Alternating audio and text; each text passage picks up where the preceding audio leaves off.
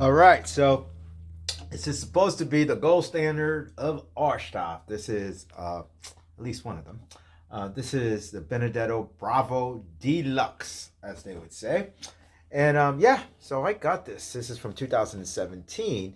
And what can I say about it? So sometimes you gotta be careful when you do a review, or if you can call this stuff a review.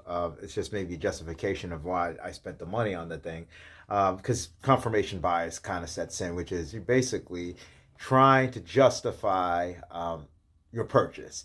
So usually, if you buy something and right away you go and you put up a video, you're going to tell people all the good things about it. So I thought I was going to take do a different type of video, tell you the things bad about it. Okay. I think the worst thing about it is it costs a lot of money, to be honest with you. The other thing about it is that in a perfect world, I got this used, and it's from 2017. In a perfect world, I love this color knock, but it's grown on me.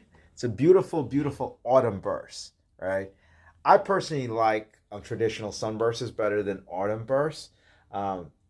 This is not as orangey as it might come off maybe in the video. It's very, very nicely done. So I'm a big Chet Atkins fan, but I'm not a country gentleman, let's say orangey kind of color fan and stuff like that. So this kind of could look a little bit like that, but let's just say it's a very high end look. And then if you look at the back of this stuff, the maple, so mahogany neck and stuff. So it's beautiful, beautiful, beautiful. So anyway, those are the things I don't like about it. The price, and in a perfect world, I probably would have picked a different color, especially given how much the thing costs. Having said that, okay, this is a Benedetto, and there is something to be said, bar none, about quality of an instrument, period. And like I keep saying, it's kind of like Justice Stevens said this about pornography. They asked him to define pornography, and he said, "I know it when I see it." All right, quality, you kind of know it when you see it sometimes, but you really know it when you feel it when you're talking about a musical instrument. And this is one of those things that the minute I started playing this guitar, I knew it was like one of the best guitars I've ever played. Setup is terrific. It's a 1 3/4 nut width, which I like because I play a lot of fingerstyle, even though I was playing primarily with a pick on that. What else about it? It's a laminate guitar, but it sounds really loud acoustically for a laminate. So if you hear it acoustically,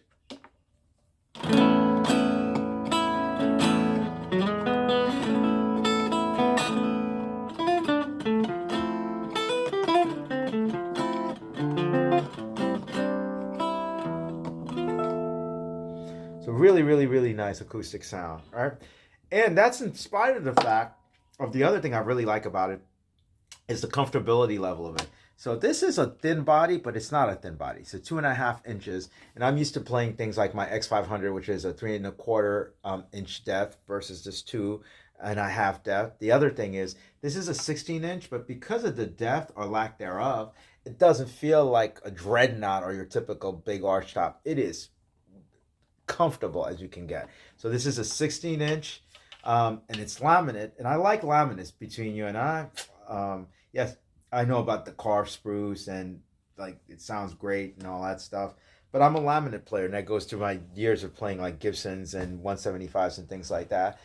So it's a laminate spruce and a laminate maple back and sides, ebony fretboard. The pickups are to die for. This is a B6. I've played with an A6 before that I had on Eastman guitar, and the primary difference I think between a B6 and an A6 is that the A6 has the pole position pick, the poles that you can kind of raise up or down depending upon how loud you want the specific string. So you can kind of calibrate the string sound or output levels, for lack of a better word. And this one though, what I really like about it is the way I was playing it. You can get this thing really dark without it being muddy, and you can get it really kind of airy, almost like it's a floating pickup.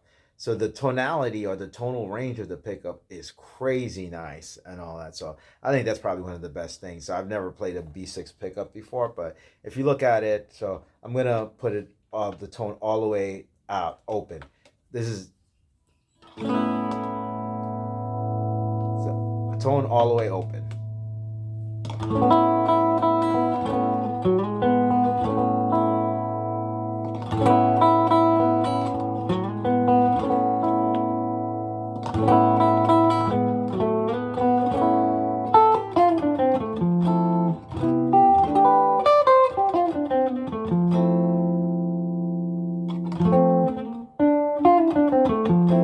And the volume button is very responsive. And those of you guys who know how to work the volume, if you lower the volume, you can get a more compressed sound without having to work the tone pot. So that's the tone all the way open.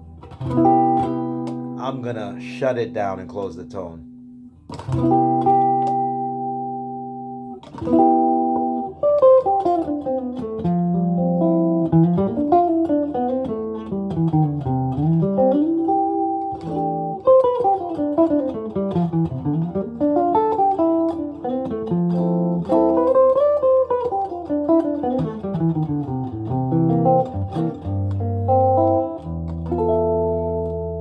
That's the tone all the way closed now. What I'm usually playing, it's around here.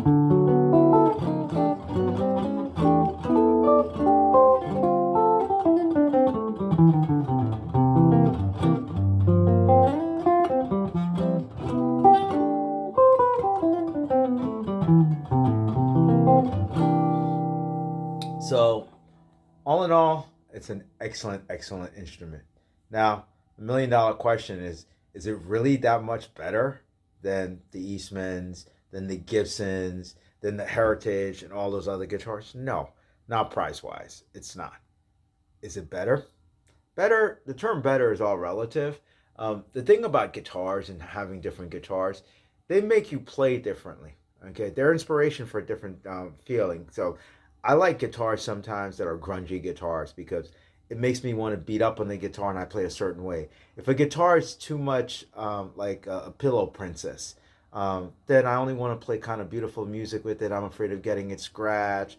I can't let loose in there. I say like I can't let my hair down, for lack of a better word.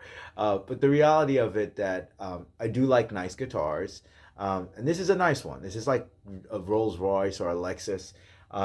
Yeah, but at the same time, and Benedetto calls this the professional series, which is kind of funny. That's the one thing about it, and I should say that I don't like about Benedetto, is that because of their price, they do this disingenuous marketing. This is supposed to be for the gigging musician. This is part of the professional series.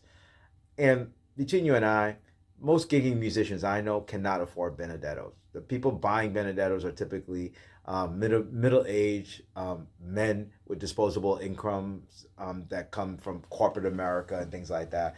They're not gonna go and play at their local pubs with a Benedetto. And then the guys who do play Benedettos, what is it, like Barry Green and all those people, they're kind of sophisticated players. They tend to be college teachers and music teachers, so they're not your average gigging musician, for lack of a better word. But anyway, though, despite all of this stuff, yeah, I still love my other guitars, and I love this guitar. It's a nice guitar, and it'll grow on me as I learn to play it a little bit better. Yeah, and like anything else, whether you're getting a Benedetto, whether you're getting Gibson, whether you're getting an Eastman, an Ibanez, make sure you get the guitar set up properly. This guitar plays like butter and effortlessly. And as usual, practice, practice, and practice some more. Thanks again for watching.